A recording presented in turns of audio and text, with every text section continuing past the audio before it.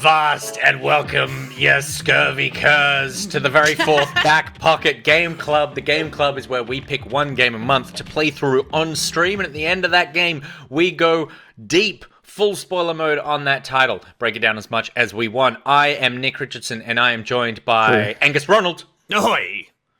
Stephanie Van Dixon. YARRR, Avast and YARRR. And Peter Burns.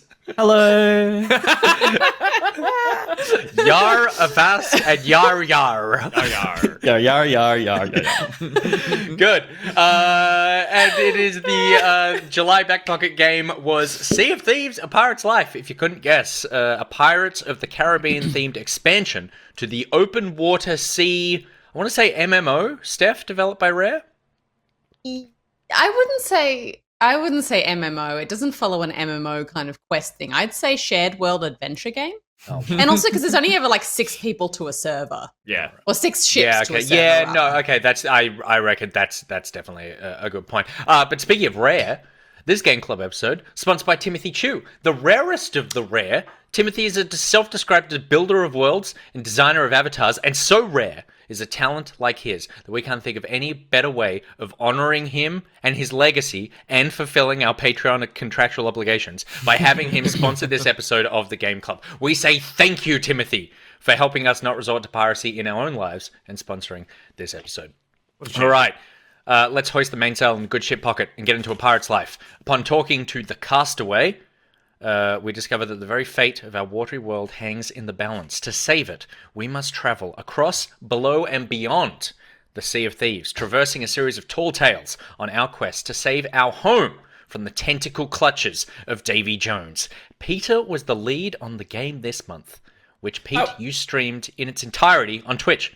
Absolutely. I would say I was co-lead, and definitely co-pirate, second mate. I was definitely first mate to Captain Steph, who definitely was like the guide through it all. But yeah, I had a lot of fun jumping back in as kind of like a fish out of water, getting back into Sea of Thieves. Nice. I mean, I would say that you ran your very own little Among Us style deceit game where Steph was trying to just get it done, and at every possible opportunity, you would try to ruin it for her.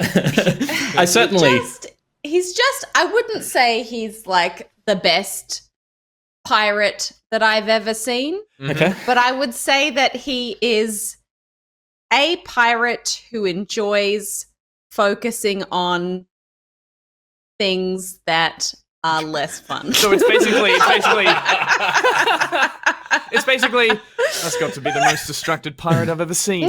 Good. No, I was the opposite. I didn't have enough fun was my yeah, flaw. yeah. I mean, I feel like the joy of video games is not necessarily like the most efficient path through them. It's got to be the most dickish pirate I've ever seen. Yeah. Well, let's see what kind of insight pirate... into how Peter plays differently to me. That's true. That's true. That's very true. Well, let's see what kind of pirate Peter pirate Picker Pirates was with this little highlight from his streams. I mean, you're the one that said you wanted to push through with all the story content. No dicking around. There are pirate shenanigans around every corner here on the Sea of Thieves, Peter. God, this ship is so fucking ugly. Perfect. I love in-engine cutscenes. Let's see what the animations are doing. Well, there's not a lot there. Quiet. I can't kill her. There's no team damage, is there? The fuck?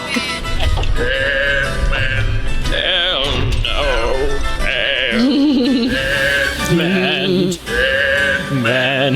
All right. Man. Repair. Needs a handle. Use lever. Done. Can't outsmart me, door.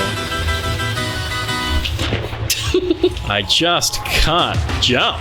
What? Now what? It was already lit. Let's let him out. Say much to you. I'm Captain Jack Sparrow. Which is shit. amazing. Save Jones. He seems bored. Oh gosh. Whoa. Tis possible one could have too many balls. The ship, do we have to get something from the ship? Oh, down that hole? not the ship? It's like I talk and you just don't listen Huh? because it's not important to you. This is a key. The magic of keys is that they can be used to unlock things. Isn't this a lovely voice, this is- this woman? You shall be able to proceed no farther. She sounds like she For could turn this evil. is where my ocean crawlers shall destroy. Yeah, there we go. All right, there's some puzzle solving to do here, Peter. There's just 3 points. Yeah.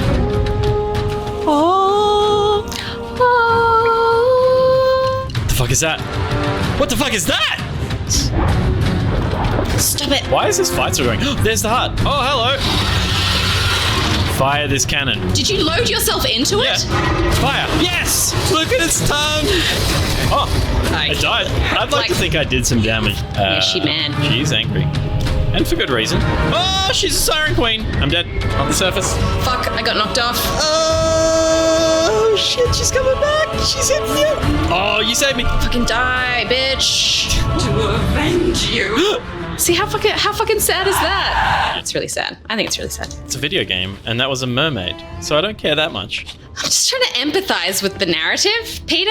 Ah, we meet again. They've been shagging. Fine woman's been All telling right. me The beacons. Yeah. The beacons are lit. It's bow time. It's bow time. It's bow time, Peter. It's bow time. Oh, shit!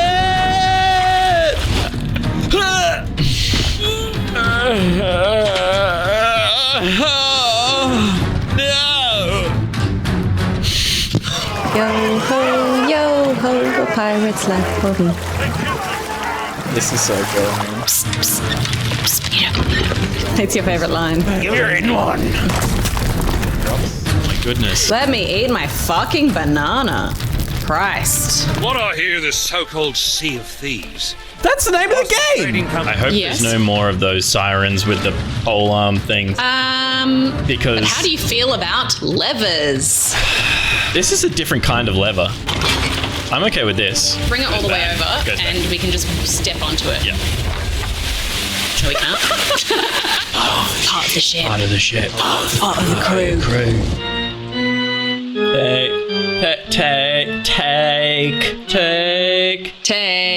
Take. Fucking sink, you bastards. We're just smashing them. They're going down, right? Oh, and the Meg's gonna hit him. Yes, Meg! Oh my god, they're fucking flying. Shit! I just want to finish the thing. Sure, but you're just so bossy. Like, just let me play the fucking It's game. because I'm a boss. It's Beckett. Would you like to say anything before I open the chest? This was a harrowing journey, and I hope we get something good. Nicholas! Tally ho! Geronimo! Oh, our ship just got blown out of the... What happened? Aw, nice. Yeah, we're on it. We're on This is going to be it. some Mario 64 shit. What's your destination? No. Oh, Peter. Pirates. Yo. Oh, yo ho. Fuck. I've missed every. Better. I fucking missed every interesting thing. I thought we could hang out for a little while. I don't think they want us. Time to get back to your own ship now.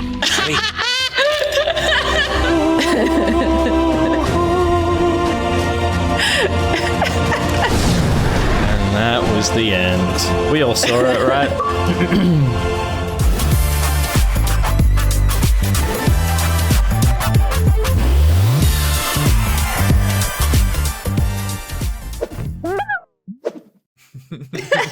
Well, 3 of us saw it. What a journey. I love how we were trying to like hang out with Captain Jack at the end, and he's like, "Time to get back to your own Well, ship." My time in the recording booth is over. I love that. Yeah, we pointed out while we were watching that so many of those things happened to the rest of us playing it, and to me, particularly that falling at the end, watching the cutscene. I'm like, I'm just going to back up and watch all of this. Whoop, and just fell down into the ship. The moment where the ship starts sailing out through the portal and we weren't on it was so funny. It's ship time. It's ship time. That happened to me in that exact moment, and I think it like I think I didn't drop anchor or something because I kind of just like You hit wedged that- the you ship hit that in the wall? wall. Yeah. So you're like, Yeah, I've yeah. stopped. I don't need to do anything, and then it just disappears. I'm like, no. That was so funny. All right, well, That was let's so go funny. around. Let's go around the crew and get a quick temperature check. Peter, how did you feel about the Pirates Life expansion, broadly speaking? These were the first tall tales that I experienced in Sea of Thieves, and maybe it was just coming in blind to what the tall tales were in the first place, but I really, really liked going through those adventures like that. I think what we all expected in bringing Pirates of the Caribbean into this game was effective in bringing characters that we know and in particular bringing in music cues that we know. It was a really beautiful atmospheric experience. I think it still suffers from some of the things that the game in general suffers from in some of the areas where it's clunky, but for the most part I had a great time, and it was a fun way to play Sea of Thieves again for the first time in years since it came out. Yeah, cool. Steph? Yeah, I mean, I've played all of the Tall Tales. I love Sea of Thieves, and I particularly loved the story content. I think, in fact, it was when I sort of ran out of Tall Tales that I stopped playing for so long, and it sort of became clear that the reason why they weren't introducing more Tall Tales was because they were working on this epic drop of this Pirates Life content that they'd been keeping sort of under wraps. So yeah, I really, really loved it. I think some of the other Tall Tales that I've done have probably been a bit more memorable in terms of like the kinds of things that they implemented in there. Mechanics? But mechanics, yeah. Okay. Like there's never been anything like super, complex or whatever, but like I think this obviously the focus was more on creating like a kind of range of different types of adventures in terms of there's a bit of jumping, there's a bit of combat, there's obviously a lot of story, and then obviously a big part of it was kind of recreating the sort of greatest hits of the ride in like Sea of Thieves mission form. So I really, really enjoyed it. I think it's going to do wonders in terms of like bringing new players to the game or bringing players back to the game who had maybe not even played since launch and not realized just how much they've added since that first, few months in terms of all of the different factions and mechanics and new things and new parts of the map and stuff like that, including all of the other Tall Tales. So yeah, I thought it was great. Cool. Gussie? Yeah, I really liked it. I am probably a little cooler on it than you two in the sense that I played through a number of them solo. Like I think, Nick, you might have done the same in terms of the first three. Then I did one of them with a mate, and then I think Pete, Nick, and I finished the last one together. So I had a slightly I was the mate. I was the mate who did the fourth one with you.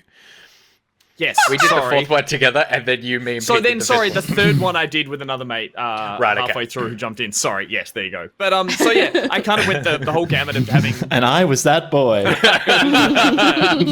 And so yeah, I thought it was really fun. I think it's not the thing in Sea of Thieves that I love, and I was really glad that it pulled me back into that universe, back into that game. But in terms of how it structured those Tall Tales, Steph, you've taken me through one Tall Tale, and then I've also done, I think, the Hungering Deep. Is that a Tall Tale? Or was that like that was like a side mission where you had to all get the same instrument and play on a certain island, and you could get the Megalodon and all this kind I think that was technically a Tall Tale as well. But Yeah, it was and it was kind of they're all quite varied, but yeah, that one was I think I liked how they were all combat-focused. set within the map of Sea of Thieves, and they all utilized the world. So I think the thing I was less hot on here was how you were funneled into these experiences or levels or Tall Tales as missions, which took away some of the freedom of the game. But do you mean like in the fact that they were instanced? Yeah.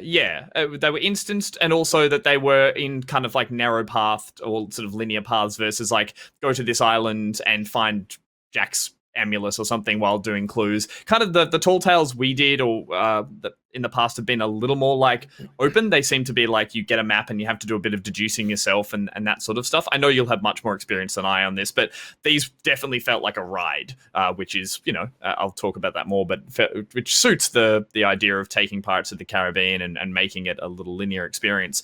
So that was fun. But yeah, I didn't love it, and I was very happy every time they finished to go back and just play the regular Sea of Thieves missions and that kind of stuff as well. So yeah, I was sort of up in the air about that kind of stuff. I know Nick kind of similar in the sense that we did a lot of it solo. Yeah, so I did the first 3 solo, and then I did the 4th one with a mate, and then the 5th one I did with you and Pete. Best mate. But yeah, I feel kind of mixed on this one. I think it does such a good job of world building and atmosphere stuff. Like I loved the environments we went in for each one of them. I think that it always felt like a really cool space to be in. And then the gameplay I just found to be really rote. There was nothing particularly exciting about what was happening. Like you kind of watched that trailer that we started the stream with, and everything that was cool involved like the Captain Sparrow character, and the Sparrow stuff was so sort of like just tacked on to what you were doing. Like he kind of was just this guide that you followed, or was a cutscene that sort of top-tailed a lot of this. I also found that I just felt like there was tons of downtime in them as well. There was just so much time where I'm just like on a boat drifting slowly towards an objective. Not just sailing across the Sea of Thieves to get to the instance, but then when you're in the instance, there was just tons of like, all right, like there's lots of ghost ships around me, and I'm sitting here for like 3 or 4 minutes. Yeah, like waiting. Like yeah, swimming down. It's like good that you get the sense of depth, but it's like I get it. Like I get that I'm going down deep. This is just taking so long to do everything. I mean, this here is loading, right? That we're looking at. Yeah, this is loading you into the instance when you're going through. Oh, but no, when you go through the gate at the end of it, there's a black screen of loading till you get to where you are there as well. So all of these areas that Nick's talking about, I think you do this twice, where you kind of sail into this sort of turquoise world. Like it does at the end of this, dip to black, and then you go into the area that you've sailed to as well. So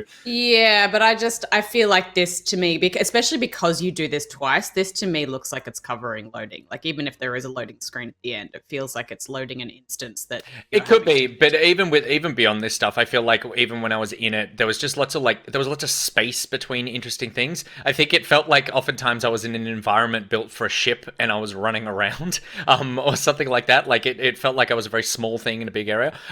But I do think that the atmosphere is really good.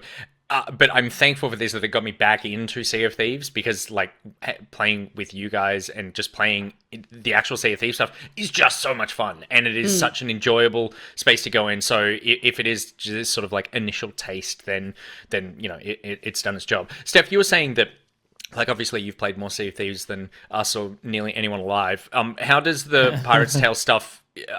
You said it doesn't really hold up to the other Tall Tale. What sort of stuff are the other Tall Tales doing that we didn't see here, that they probably prioritize more than the narrative Captain Jack stuff? Yeah, I guess there's less. They're all really, really different, and they all kind of take you on a different sort of journey that usually involves going to different places all over the existing map of Sea of Thieves, like Gus mentioned. And then some of them will often take you into an instanced cave type thing where you have to do a bunch of jumping puzzles, or there's bigger like a lava thing or a boss fight or something like that. And sometimes they're using mechanics, like one of them gives you like a special spyglass that allows you to see certain constellations in the sky, and you have to kind of match them with certain things. My favorite one was when we had a journal that was written by a child on a pirate ship who sort of journals and draws pictures about her experiences that she's had on the seas on this pirate ship, but it's like all from the mind of a child. So you have to figure out the locations that she's talking about and the things that are happening, and find out where you need to go based on her kind of child drawings. Yeah, that's cool. And it was really cute and fun and just really lovely, and I just love that as a story. The other thing that was exciting about them too is that having just, you know, the drip feed of content, meaning that the majority of the play that we'd had prior to the Tall Tales was just doing the PvE quests out in the world. So every now and again, we'd come across something that was obviously put in an update, but we didn't know what it was for. I was like, what is this weird door? Or like, I found this weird cave and there's a bunch of spike traps here that aren't going off. And then we realized that they started adding content to the game, like, you know, in stages, and these Tall Tales were starting to appear around the map, and they were just things that we hadn't seen before. So that was just really exciting to suddenly take to go on these journeys to places that we'd never seen before, that started to introduce mechanics that we hadn't, that had previously hadn't been a part of the game. So it's like genuine discovery. I genuine swam into a discovery, coral reef next to an island, and I was like, what the? And it was beautiful. And I was like, this isn't on any other island. And then I think it was, Steph, one of the ones that we did as a tall tale, that was like, you went into a cave and popped up and stood there. There was an altar and a door. And I'm like, well, this is mysterious, but it was cool that it wasn't hand-holding you how to do it. It's like, you need to go and work out how to do this. It has an actual air of mystery about it, which is kind of wonderful. Yeah. But it's sort of like whether you prefer the tall tales or the main game is kind of beside the point, because it's what they're doing is trying to flesh out the world so that there is a lot to do besides just one thing in the game. So, it's a big open world game where there is PvP, there is PvE, there is faction stuff that you can do. There is story content that you can do. There's, a breadth of content that they're trying to provide for people, so that you have these little small story missions that you can take part in that kind of flesh out the lore of the world. I think, like I said at the start, the Pirate's Life stuff, because it sits separately to the lore of Sea of Thieves, to me it's kind of like less cool, but I get that it's really showy and like and fun and very story focused, and it is a bit like a Disney ride, as it's supposed to be, I suppose. But the other tall tales, I think, do a better job of fleshing out the world of Sea of Thieves itself and kind of and showcasing what they set up in this game. Yeah.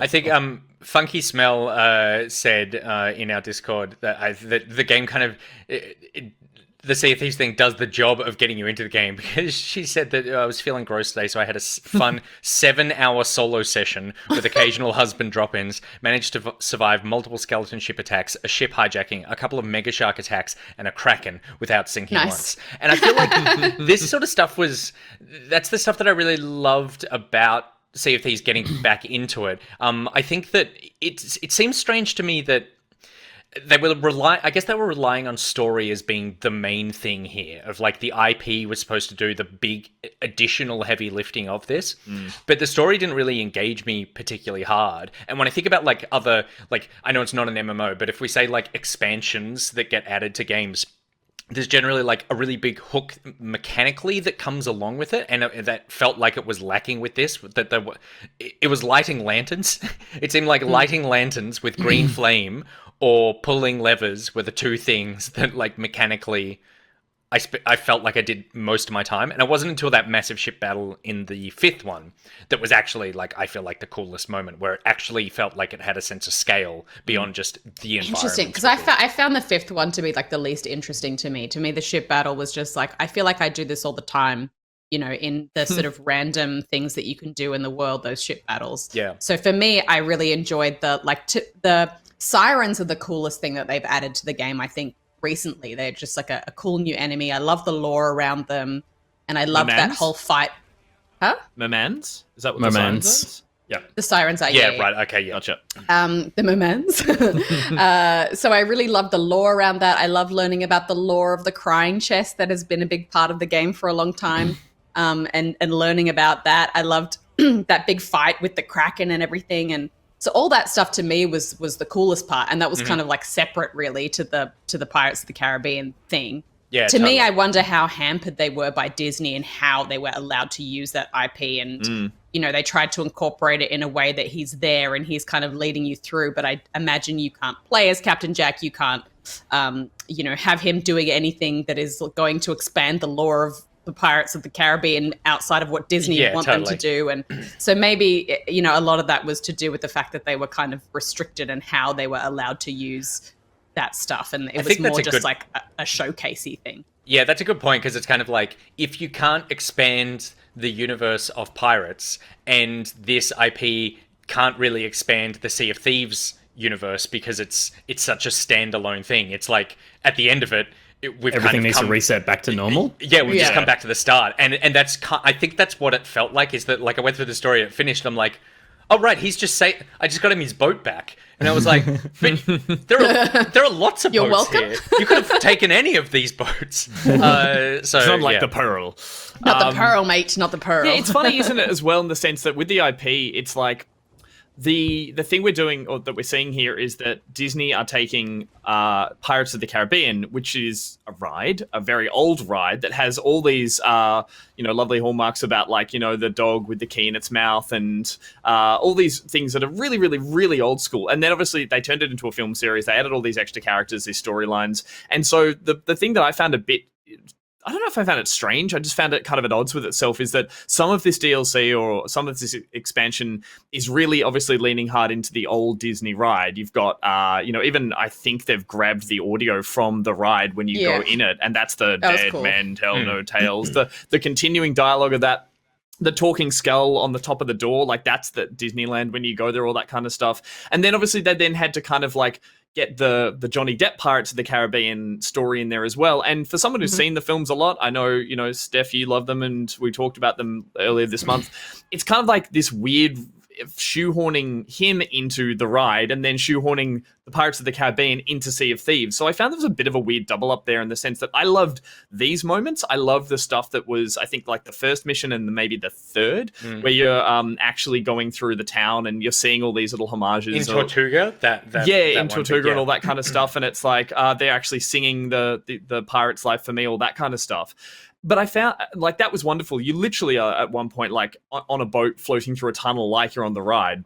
But I found the other missions in between, or the stuff with Captain Jack, like this sort of soft retelling of the film story with, like, Davy Jones and the heart, and he's got the pearl. And it's like, is this taking place in conjunction with the films? Or I know it's nothing to get hung up on, but it definitely felt like this weird... I mean, it's perfectly encapsulated like going on a ride at Disneyland, where it's like they kind of have to retell the movies in a 20-minute experience that you go down, and they're all saying key lines from the film. You've got Barbossa at one point behind a door just talking, saying the line, and you're like, oh, it just feels hampered by the idea that they couldn't go, let's redo the story from the films entirely, or as you said, Steph, let's like take this in a different direction and use Captain Jack on a brand new adventure. So I found that a little, I guess, disappointing, and I was just like, I would have been happy if they just went hard into all of this stuff, into the actual nostalgia of the old Disney franchise, and make it this wonderful. But how much more of that is there than I mean, create a story and a dog with a key in it. And how many of the people who here. enjoy the Pirates of the Caribbean films have seen the ride or care about the ride or anything? I feel like for them, they're excited about seeing Captain Jack Sparrow. And you'd be foolish not to this throw stuff him on the front of it and sell it as they did with Captain Jack as the draw. This stuff was really cool, but I didn't feel like this is what the selling point of the game was by far. Dolphin Pants in the chat says the ride is an hour if you take in the line, the queue. So I loved Pete. You were sort of like the strongest on it, I feel like, out of all of us. Did you? How did you feel about the way that the IP was incorporated, or the atmosphere? Because I loved, like, when the expansion started and hearing like the voice lines from the ride and stuff. I was like, this is fucking awesome. Like, I love this vibe. I really liked it. I wasn't expecting it to be this standalone pirate game. Pirates of the Caribbean game. I knew it was going to be Sea of Thieves, so I didn't expect it to do anything like groundbreaking gameplay wise. And so the ways that they incorporated the story as kind of this like alternate universe retelling of the same story that we saw in the films, and putting this mission in particular, I was just like blown away. It's just so sweet to see the amount of care and detail that was put into recreating the ride in this way. That I really enjoyed. I think, like, I just enjoyed playing Sea of Thieves again. I don't think this is brilliant, but it was a lot of fun to get to have something familiar to pull me back into Sea of Thieves, and I was just fine with the little nods that we got. I don't like really Captain Jack as a character that much, so I got enough of him in this story. He's just like an annoying one-liner kind of guy. He's not that interesting as a character, other than the fact that he has like Johnny Depp's affectations. So he's just like, he was this larger than life thing. He pops up every now and then, and that was fine. And obviously for me, there was like, there's the Pirates of the Caribbean stuff that was there, but there was the new Sea of Thieves stuff that was like also brought in, like At the end, when you're standing in that room, all of the other characters from the other Tall Tales are all standing there being, sort of putting in their like a little input. And then they kind of go their separate ways. And some of them join the pirates of the Caribbean and join them on their journey. It was quite cool. It was just like, actually, I really want to see what these guys are up to. So I wish I had that connection to those characters that you did, Steph, because it was clearly a moment for, I think, the rest of us when they're like, I don't know, the captain who steps in at the tavern and goes, well, I guess that'd be me doing something. And I'm like, I have no idea who you are. I have no idea who you are. I'm so sorry. The music's all Pendragon. It's like you've got a great accent and the music's chiming up for some reason. So you're clearly important, but we've never met. So it was a bit of a, but I could see what was happening and it was cool that they I think that's it. them. Yeah, that's like good game design that they made you aware of that. You just haven't played that. It's like that's not the game's fault. No. It's just a funny incentive for you to go and join Pendragon on his journey. There you go. And find out what I do think that there was an opportunity for some more interesting Sea of Thieves to come out. I'm not talking about character. I'm talking about gameplay. And all we really got was the same kind of puzzle in every quest, and except for this one in particular was just an interesting thing to just traverse the existing ride in Disneyland, but like shooting those statues to reset them and stuff.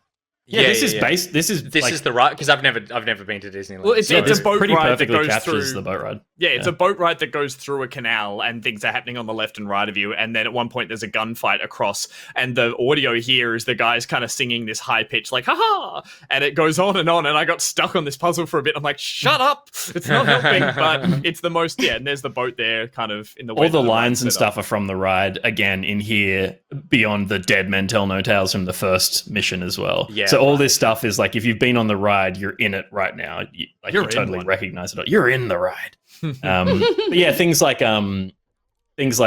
just like they just put platforming puzzles in everything, and platforming sucks in this game. And they put that one mermaid statue arm raise idea in every mission, and it's like, just give us one new idea. You only need 5 new ideas, because you're only putting out 5 Tall Tales, and it was just the same ideas. I was disappointed to go back to the underwater stuff on like the 4th mission. I got my fill on the 2nd, or when you raise the pearl. I was sort of like, this was cool, and this was a great area to be in, but I think returning to that felt, and then returning to those puzzles as well, just felt a little bit like padding, particularly at that stage of the game for me. And again, I enjoyed it the first time around. I thought it was 2 and 4 were my favorites, because I thought they were the most. I loved those underwater areas. They were to me, they were just so swimming cool. down to it as really well was beautiful, so wonderful. Yeah, I loved that. That was amazing. That was that was one of those things where, like, not having too much experience with the game, I got out there and it was like, there's the floating stuff, and I'm like, well, I guess it's just under here. And then I dive down and I start swimming down, and I keep seeing wreckage, and it took me ages to actually like go down there, because I was like, I'll drown. I can't breathe underwater. And then I kept going down, and then it just kept I just kept going, and I was like, what is going on? Like, how can I hold my breath? Like, I don't understand what's happening here. But then I was like, right, all the bubbles and blah, blah, blah. But I did like, even though I feel like, again, it went on, but the idea of like going deep underwater was a cool, oppressive idea. And then when you get under there, I do think like all the environments were beautiful.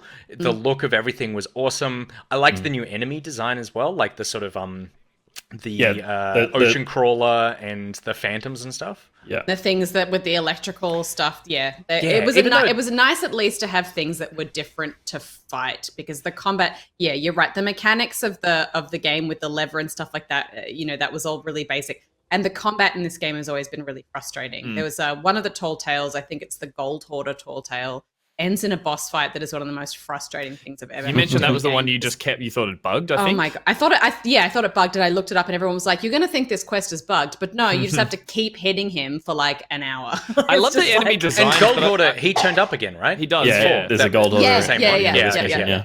The combat itself, as you said, that struggles, and I've got to say, I hated how the combat felt against the new enemies. I love the design, I agree, but the sort of hit detection on the electric eel guy and stuff taking damage, the kind of splash damage or poison gas from the other one, like it wasn't very fun to do. And then the phantoms as well, I felt super unsatisfying trying to work out when I'd got a hit and when they died.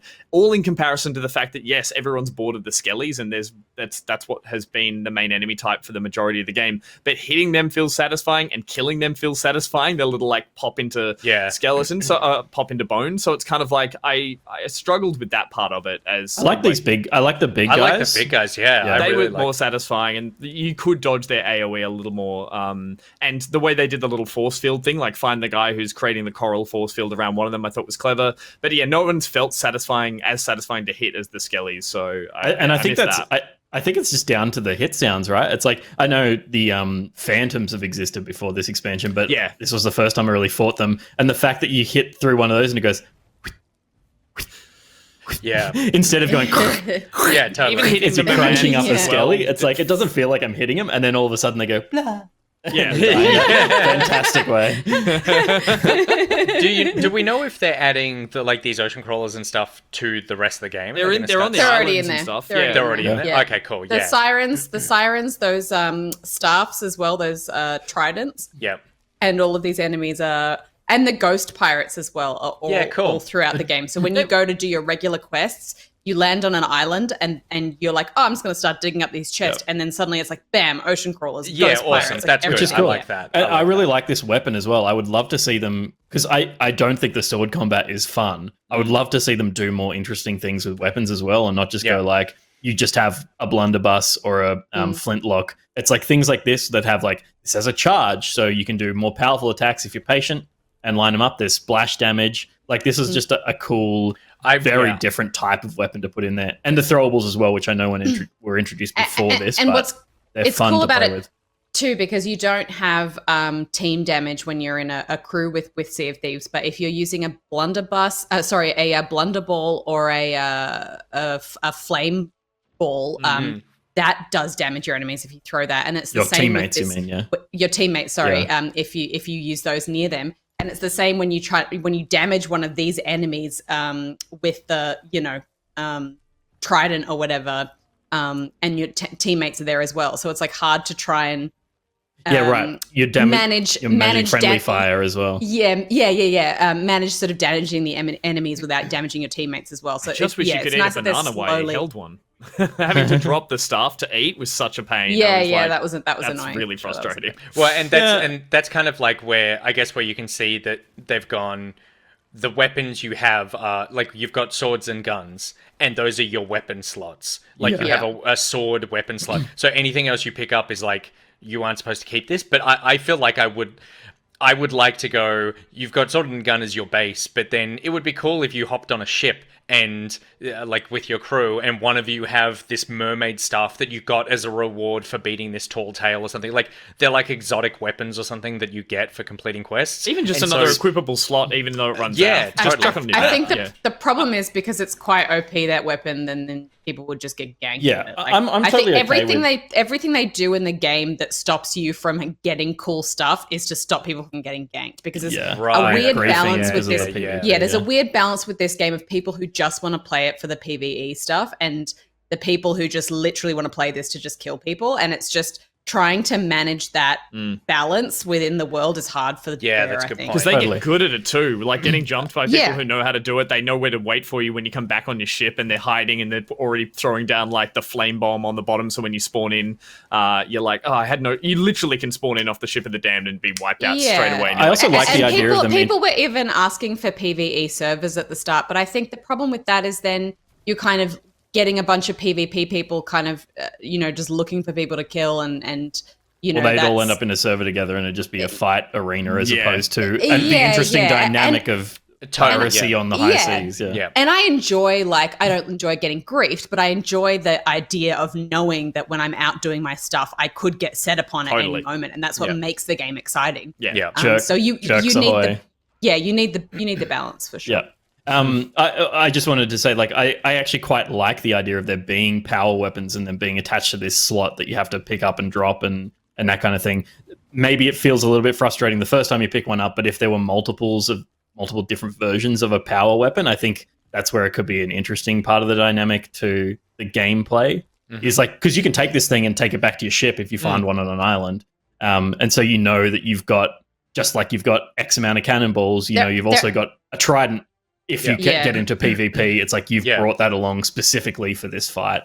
They're actually super plentiful throughout the world. Yeah. In any kind of group of Totally. barrels, there's usually one. If you kill a siren in the water when you go for like a shipwreck, you'll usually get one. They're on the shipwrecks, so they have limited use. But we usually in a session will end up with 2 or 3 on our ship at any one time. It is one of those interesting things of going like, it seems like it should be a Destiny, a WoW situation where like you accumulate your stuff and then you log out, and when you come back in, you've got all your stuff. But it's more of a survival Rust, don't starve style thing where like every play session you're putting your thing together and then you're going off on your adventure. So because you're evening you're resetting the playing field for everyone, and reaching Pirate Legend is purely a clout thing. It doesn't make your character any powerful or whatever, and all the stuff you're gaining in this game is cosmetic upgrades. And Dolphin Pants makes a good point, is that bananas take 2 hands to eat, so that's Sure what do. Yeah, that's true. Unless you eat the skin. Yeah, that's true. Joshy20 said, honestly surprised you don't get to penetrate Captain Jack and Gibbs and run around in their skins. Oh, right. I might have missed a session, but you don't even get to captain the Black Pearl after you free it. Also, criminal underuse of Monkey Jack, inarguably the best Jack on the high seas. And I was surprised that, like, at the end of each mission, I thought that I would be getting something. Like a skin, a cool thing for my gun, and it seems really, and I guess this is a Disney thing. You did get that one hideous gun, Oh my remember? God. The ugliest that's gun a I've awful ever gun. seen in Which is a any joke, game right? ever. Totally, it's a horrific weapon. But it did seem like I did all this work to get the Black Pearl, and then Jack just took it, and it's like, why do I not get the Black Pearl? Like, why is that not now I was my hoping to get ship? the skin Yeah. for sure, yeah. It's all there to buy in the store in the Pirates Emporium. I was looking at it earlier today, and it's like, I guess this is technically a free DLC, free expansion, so they want to make their coin on the fact that people do want to then dress up as him. So there is the Captain Jack skin, but I think you need to buy it as a crew bundle, and then there are the skins for the ship, which are it's called like the Eternal Freedom, but it is the Black Pearl. It's like the masthead is a mermaid holding a Black Pearl, and all that. But maybe there's just one little bit of copywriting they didn't tick the right box, because it is the Eternal Freedom skin set. It's also when you're standing on it at the end of the 5th mission. It's a very different layout. They've made it to, like the layout of the ship in the films, and it's a very different style of layout. Like the anchor's in the wrong spot, which is like, that's a balance thing, right? That's how they've made it fun, is like putting the anchor in an interesting position and like for their ships that you can ride on in the game. So it might just muck up. I mean, it would be minor, but it could just mess up the way that the game is meant to be played and how you get under the deck and stuff like that. Yeah, you definitely want like consistency for that. Genji McCool says, if you find all the journals and do all the puzzles for each tale, you get rewards. And I didn't realize that. I did I picked up some journals and I did like half puzzles, but I felt like it was always just ticking off the little like, congratulations, you did this. Yeah. And it didn't feel like I was like, oh, this probably isn't worth going and getting now. The red cutlass, I think you got from one of them, or was that? No, that was a season pass we worked out. Yeah, my mistake. My mistake. I think that's the biggest disappointment of this whole thing, is like not getting that little like pat on the back at the end of each of these. It's not getting the souvenir at the gift shop at the end of the ride. Yeah, and it just needs to be a little cosmetic.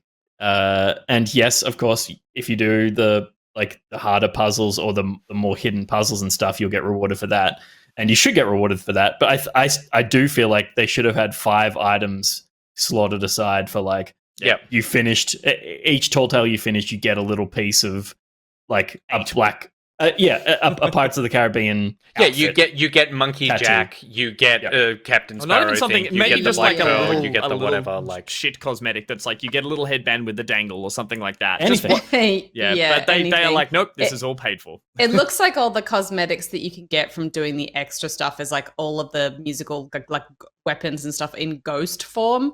and then there was that ugly Right, okay. gun, and then there was a sword. Yeah, and there was there that was ugly a, gun. outrageous. a shit. What do you call it? The thing on the front of the ship. The other thing The I was figurehead. really sad they Masthead. didn't incorporate, and Steph, we Masthead. Figurehead. Figurehead. Yeah, Steph, that we makes more talked about sense. this when we played last, which is cracking out the instruments and having a sing along or putting all the songs together. And I'm a bit confused about how they've done this because there are more shanties than the game starts with. And there are now, when I look on my selectable shanties list, I've got a couple of rare ones with the rare symbol next to them, which I must have gotten through maybe picking it up on day one. But you had like more pages of sea shanties, and you couldn't work out from memory how you'd got them. And to not have one of A Pirate's Life, the old classic yo ho or something, or even just the Captain Jack, he's a pirate kind of tune, I thought was just criminal that they didn't somehow incorporate those, because the shanties are for me like up there with the best thing in the game. Even a take on the "I've got a jar of dirt" song, Something like great. that. totally. Yeah. Take that home to Yeah. Isaac. No, that's a different wrong film. Again, I wonder how much stuff they were able to get the rights for, or like if you can't even Music have. is particularly challenging. Maybe you're They just not sing- allowed to they have sing it in the black right- pearl oh, sorry. skin and stuff.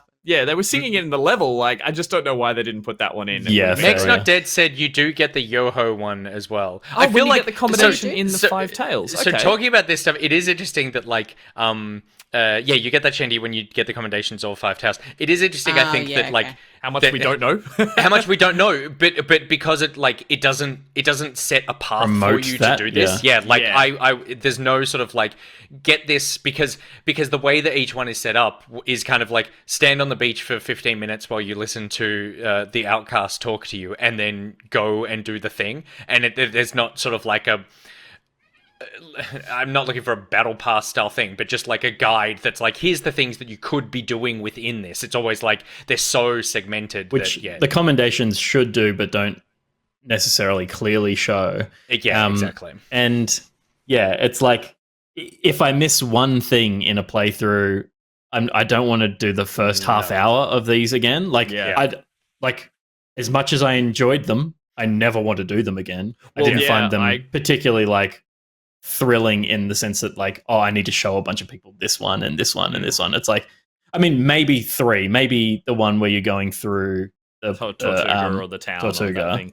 Yeah, Like, I had the second one that's a glitch cool out part. on me that I struggled to get back into and almost glitched out entirely, which was like, I thought if I have to do all this again, the swim down, get on the pearl, go through the mermaid stuff, that was one of the longest ones, and I was like, that was almost a point for me to go, I'm going to stop. Luckily, I did work out how to get back in, which was resuming it through the mermaid statue, but again, not telegraphed very well, that I was like, sorry, not telemark, that I was like, I don't know how to do this, and it's because I actually left the quest at the end missing the statues that turn into Gibbs and the others. Like, I just walked straight ahead. Oh, and no. I didn't look left. I went through a force field door and then turned around and was like, wait, no. And I couldn't then swim back down to the Gibbs. I couldn't swim back down to the Kraken door.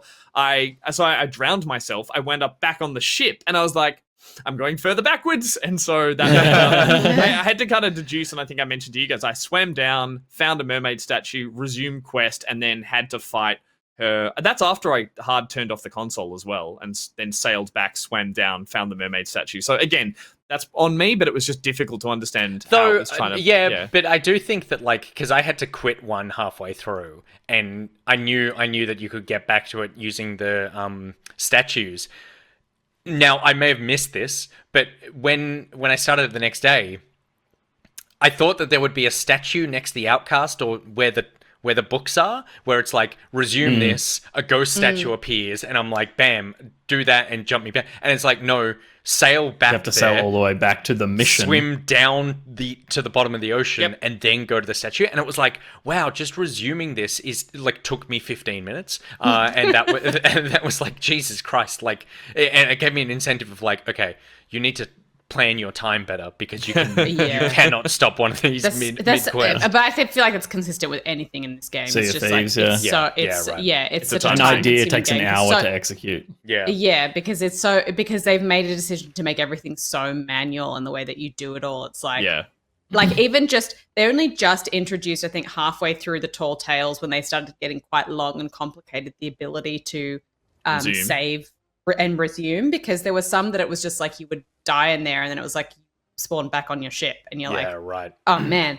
So once they started getting kind of long and complicated, they introduced the ability to to sort of save and resume. But then even that process was obviously like a difficult thing for them because there were some wild bugs and periods of time where they were just like, this whole thing is broken. Please come back later. And like Nick, your solution, I'm sure it might have its flaws, but sounds better in the sense that at the Outcast, look at the book and it has resume quest there. Like that feels something that would be more sensible in a video game than the way you and I had to do it. Yeah, well, Jerish is pointing out that maybe that you can just do it from the captain's table in the ship because it is a mission attached to those. Yeah. But like, I think Jerish is saying you can do that. But that's one of those things that's like... How do you know that? Well, I think you know that if you play a lot of Sea of Thieves. And because we were jumping back into Sea of Thieves, there were so many little, like, whether the quality of life changes or just like things that you just passively start to learn about the game that we didn't have. So I was confused about so many little things when I first jumped back in. They didn't even introduce a tutorial to Sea of Thieves until after a year that the game had been live. Right. Yeah, that's true. I saw A. Timothy, who is Timothy Chu, who sponsors this show. He had never played Sea of Thieves before, and he said that we had to replay missions 2 and 3 twice because it didn't count our completion, which would have been nightmare. And then he just said, and Sparrow is odd. And it's like, not having any experience with the movies or the ride or this, it would be like, what is this person? Sparrow is how you put it. Odd. I think that's a fair assessment of his character. I did really like the negative stuff, like the gameplay stuff aside. I do think they just did such a good job, like we've said about the world building, that sort of thing. And I thought it was Sea of Thieves is always like probably like the funniest MMO, shared world, whatever you want to call it. Like, I think it has the best sense of humor. And there was great stuff hidden in Tortuga, and the one before that, which was on that island, I think. Or was that the first half of the Tortuga one? That was the first one, I think, where the talking skull takes you around the lighthouse. No, it's like a prison base. It's like a base thing. Yeah.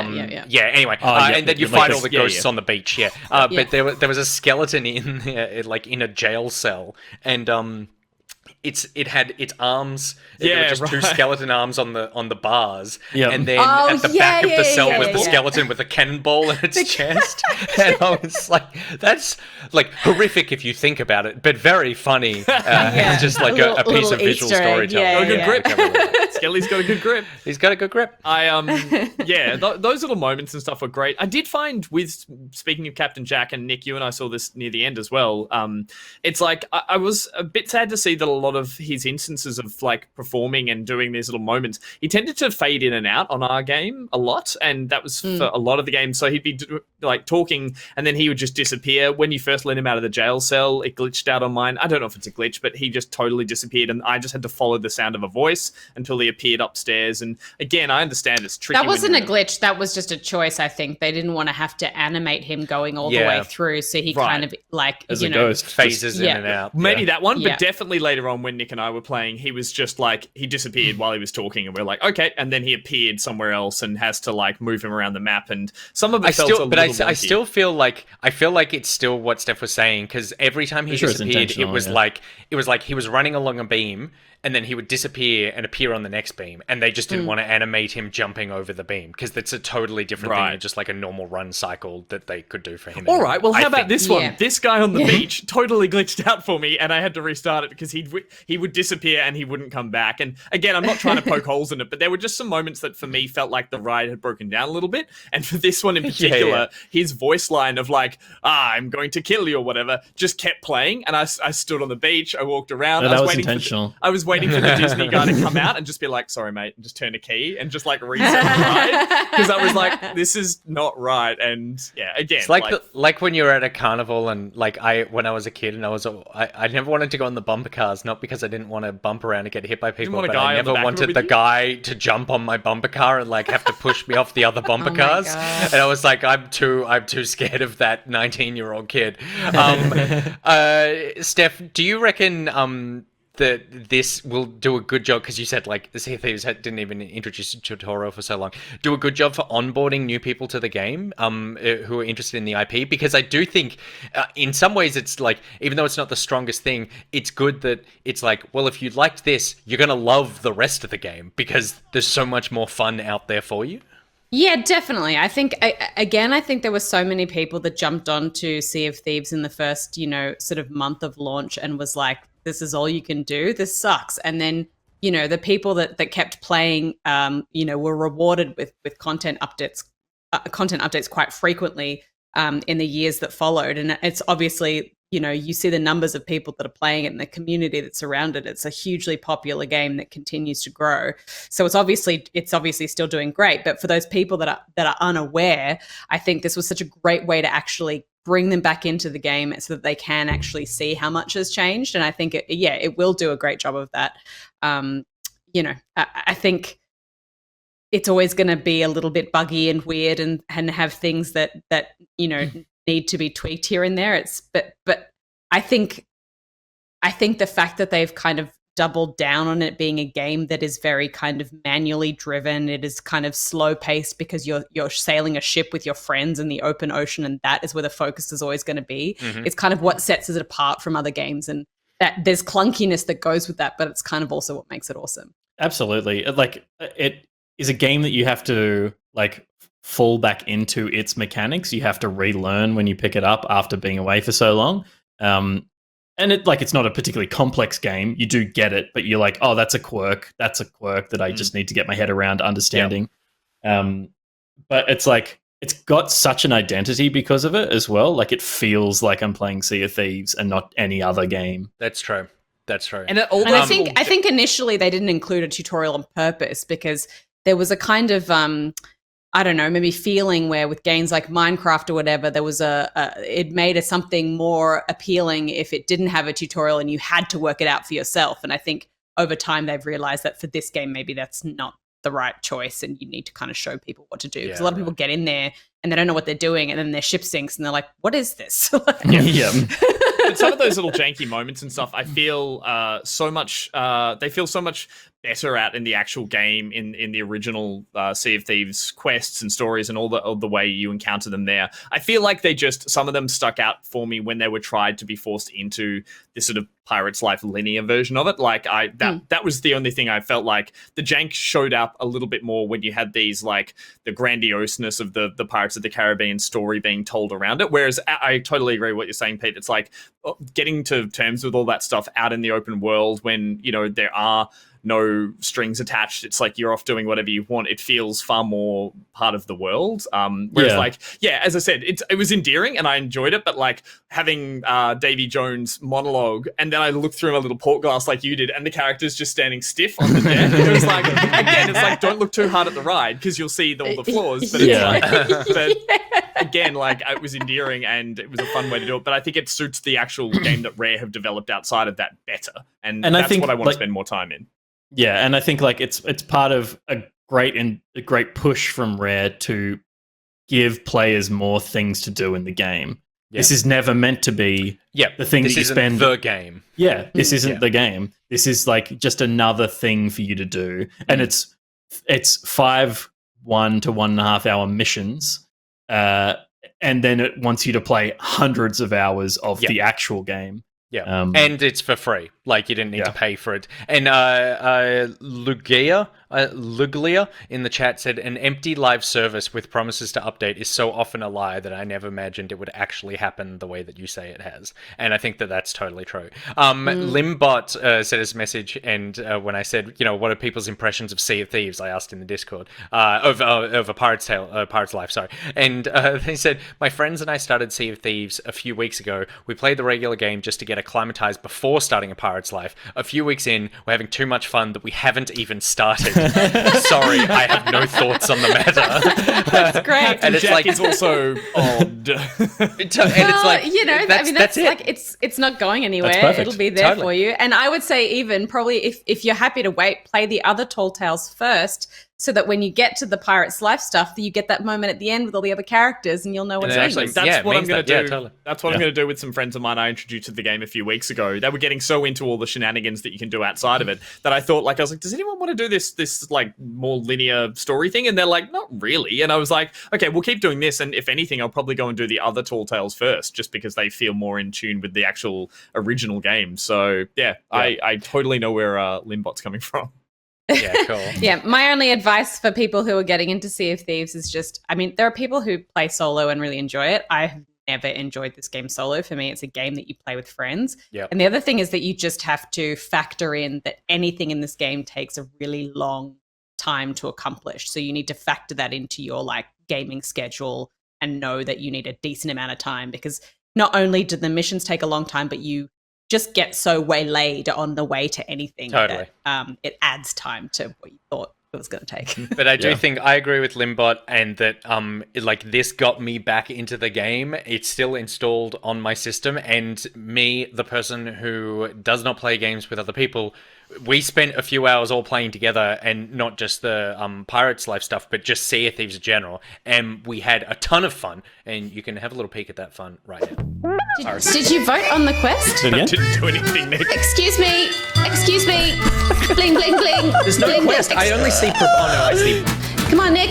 Come on, Nick. This feels like too many people on one small boat. Cutest goose. Oh my God. Oh my god, Gus, could this be it? Could this actually be her? Oh, that's Until we get there. No, That's because- Nick, no. Nick, come on. He was asleep. He was happy. Send him back. To hell. You're a monster. You get booped? Mm-hmm. Believe. Goose, what are you doing? I'm jumping around on Hamish's ship with a red barrel. No one can hit me. Yeah. Wiley. There it is. Here, how do I put something on the ground? Here you go, take this, take this. Oh, thank you. Yes. Oh, cool. Kraken's golden key. Yeah, Yeah. nice. You should be able to read an inscription on it. What does it say? Made in Taiwan. Oh, that's a good hit. Incredible. It's never Is it not getting more funny. satisfying for you Yes. every time you fire it? Yes. Oh, no, I'm on fire. Beautiful. I'm still on fire and I'm underwater. No, I'm fine. Gus is Nick, gonna die in the water. Oh my god. Merman! Merman! I got hit by lightning. I'm on fire. What is going on? I didn't bring fruit. I left it all on the ship, like you asked. That's not what I asked. Oh my god. Oh, commit. Oh shit. Here he comes. Oh, I can't Oh, tell. the angle is all wrong. Oh, Jesus! All right, I'm gonna... Is it gone? Oh shit. No. Oh my No. god. Yeah, these- so all these- these palms look like they're in groups of 3. What? That's so weird. The clue 2. must be back on the ship. Come on, Nick, back to the ship. Oh, here's two. Here's two. Here's two. Don't. It's not a digging thing. Dig! All right. So listen. Hang on. So Listen. Listen. reading? Listen, Gus. I've been trying to convince you to play games as a group for ages. Don't you reckon that games are more fun with other people? She hasn't got time for your lost shit. it. This is an awkward silence. on a small She hasn't got time for What your am, shit, man. what am I supposed to say to that?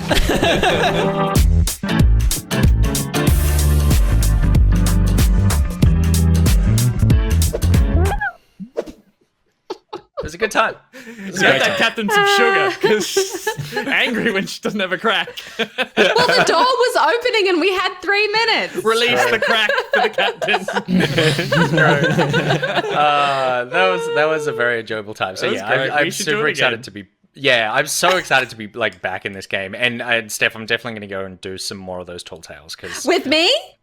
yes, with you, my captain. He said, lying through his teeth. No. This was the one I was playing Back for Blood this morning with Pete and Gus. That's I'm a changed man, Steph. He's I'm a a- changed Couldn't man. solve any of the Co-op puzzles in gamer that. now. I want to believe it. I actually, believe it. for insight with our audience, I literally said as that video was playing, I was like, "Does anyone want to play Back for Blood with me? We'll just keep streaming after this." And so it's like that's the level that I'm now. I don't play games by myself anymore. Nice. But I'll tell you what else I don't do. I don't end shows without giving something away to our audience because we run a competition at the end of every single Back Pocket Game Club where we want to give back to you The prizes for winning the game club is you get a very nice back pocket mug and a very nice back pocket game club book that we may. Does anyone have the book near them? Pete sometimes has it. But the only problem. There you go. That's not it. The only problem with that is that we can't get into the office to send those books. So we're going to send them to the winners when we actually can go back to the office. But the third prize for every prize pack is a copy of next month's game. Or the book. If that game is available on a look at that beautiful book. Or if that game is available on a service that you already subscribe to, then you get we basically just send you some like Steam gift vouchers or PSN vouchers or something. Isn't the term that. to the value of sounds such like a shit or prize. Domino's coupons. Yeah, to the value of. And so we ran a competition this month asking you, what is your dream movie IP video game crossover? If you could join these things together, what would it be? We've got some answers and some entries. We've got some runners-up. Runners-up get nothing but the love of us and their names announced on a small internet show. But the winner gets actual cool shit. Gus, do you want to start us off with our first runner-up? Sure. The first runner-up is Sickney, who wrote in for their Dream IP movie crossover is V for Vendetta, a movie I haven't seen in a long time. V for Vendetta crossed with Assassin's Creed. Play as V in your fantastic cape and hat, while parkouring across a futuristic London, assassinating high-ranking politicians and corrupt autocrats, spreading spreading dissent in the public, eventually liberate London with your army of masked vigilantes. It's basically the plot of AC Brotherhood already. So, coming to that realization at the end of it. Well done, Sickney. More V for Vendetta video game stuff. Give me that. Watch that again. As well. Does it hold up? Does it hold up? There you go. I felt like we had a podcast that would answer that question. Stephanie, second runner-up.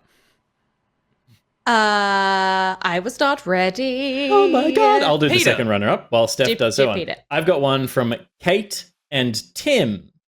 And Kate and Tim say they would like Johnny Mnemonic. Oh, great film.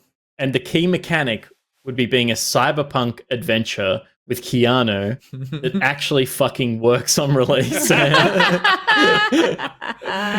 Which is very nice. All you needed is a 3090 and then it was a beautiful, seamless game. It doesn't fix his acting, though, does it? It doesn't fix his acting. Steph, did you get it up? I think so. Yeah. No. Kate and Tim? No, the one above. You didn't. The one underneath the word Steph. But I thought that Steph, Peter where's the did the one. I went down to my one. You just do your one. Oh, I beg your pardon. Oh, sorry. Okay, good. sorry. I was confused. I thought you took mine. Okay, Junie Tolv. Sure. Okay. So picture this. Mhm. Slumdog Millionaire, the official Love it. game. Love it. Where to even begin with the mechanics? There would be so many. You would, of course, have the quiz component, which would naturally be modeled after the Who Wants to Be a Millionaire game. Then you would have the third-person action sequence a la Uncharted, what with the climbing on trains and the fighting off drug lords, etc. But the real clincher would be ensure the game would ensure that the game would win all the awards, would be the Bollywood button. You would know how games have a focus mechanic that allows you to slow down time or investigate and track things. It would be exactly like that, except instead of slowing down time, it would cause the Jai Ho by A.R. Rahman and the Pussycat Dolls to blast at full volume while causing all surrounding characters to enter a synchronized and coordinated dancer. Holy shit. I started this as a joke, but I kind of want to play it now. Does anyone have Danny Boyle's contact details? That's great. That's great. That's a Totally great wanna play that idea. game. Just an added dance button and then have petals To the come rhythm down of and a just... taker. So thank you very much song. to Kate and Tim, Junitolov and Sickney for your entries, and the winner is Superb, aka Jack, who wrote in with 12 Angry Men. Oh, wow. A story-driven black and white art style game set love in the that. single deliberation room. After witnessing the initial closing statements, you then interact with the other jurors to learn the details of the case and their personalities. You then need to convince each one of the jurors of the defendant's innocence. And it's also a dating game. Yes. This is totally picked by Nick, as you can tell. Yes, totally. I was like, but I love that idea of like that's the kind of like social co-op-y game thing that I would love of like, okay, we just need to hash this out in this room as like a jury team. But It you don't almost need to sounds like sit through something the boring like the team that made, what was that one where you've murdered your husband and you're on a ship and you need to get off the ship Overboard. innocent? You know, it almost sounds like the team behind Overboard would be the right team to That's tackle true. that. That would be amazing. Yeah. I love it. So congratulations to Jack, aka Superb. You have won yourself a mug, a book, and you'll get those in, I don't know, 2022 at some point. That's right. But you've also won yourself a copy of next month's game or a game to the value of, because that is it for our spoilerific discussion of Sea of Thieves, A Pirate's Life for this month's Game Club. So we can announce what the next game is going to be for August. And I believe it's my turn to take lead on this. We've come full circle now on this. Yeah. I think it is. Well, it was when Pete and Steph started. We did It Takes They Two. started with It Takes Two, So it's and been then full back to circle. Resi. But like Yep. all things, Nick measures the circle from himself, so it's back to right. Nick. So And the game we're going to be doing next is coming out on the 19th of August, so you've got about a week and a half until it starts, and it is going to be 12 minutes. 12 minutes is the next Back Pocket Game Club game, and I cannot think of a more back pocket game than Totally. this one to be doing. We're moving into Also, a period the of a lot discussion of... around this game as well, I'm expecting to be really, really fun. Like I'm really looking forward to how we'll get into it. I'm not entirely sure how I'm going to create a custom pockety for 12 Yeah, you minutes, can but just- we'll look into that. A top-down pocket. It'll be a top-down It's just pocket. pockety with a watch, and he's just looking at it, and he's Or it's Or counting. you can just do top-down Daisy pocket. Ridley and James McAvoy. Yeah. Yeah. So it is coming to Clockety, says Argon. Clockety. Perfect. Very good. It is going to be on Game Pass as well, so it's accessible to a lot of people. And it could be, word is you're kind of looking at like 6 hours, 8 hours or so, so it could be a short one. So we might even be Not able to 12 like, minutes, as some not people 12 might have minutes. imagined. Yeah. You get that But idea. you might be able to. We might be able to jam it in and fit something else in. Pretty soon afterwards or something as well. So yeah, excited to be able to be checking out 12 minutes, a hotly anticipated back pocket game, and we hope that you'll be playing along with us as well. All right, that is the end of Sea of Thieves, A Pirate's Life. It's behind us, and as Pete said, we're never, ever, ever going to replay it, but we are going to get back into the Sea of Thieves and enjoy our time in that game once again, because it is the amuse-bouche, no, the entree, it's not the amuse-bouche, and amuse-bouche is like a palate cleanser, right? And Americans consider entrees the main. 'Cause That's they're true. idiots. Oh, they do. Then It's very appetizers, confusing. starters. They have a That makes starter sense. or an appetizer, yeah. Yeah. What a strange group of people they are. Um, All right, let's. how do pirates say goodbye? Au revoir. Ooh. Very nice. Gus? Fair winds. I don't know. Good. Stephanie? Yo, bye. And And I'll have a crack at one. Yep. Bye, see you later. Thank you.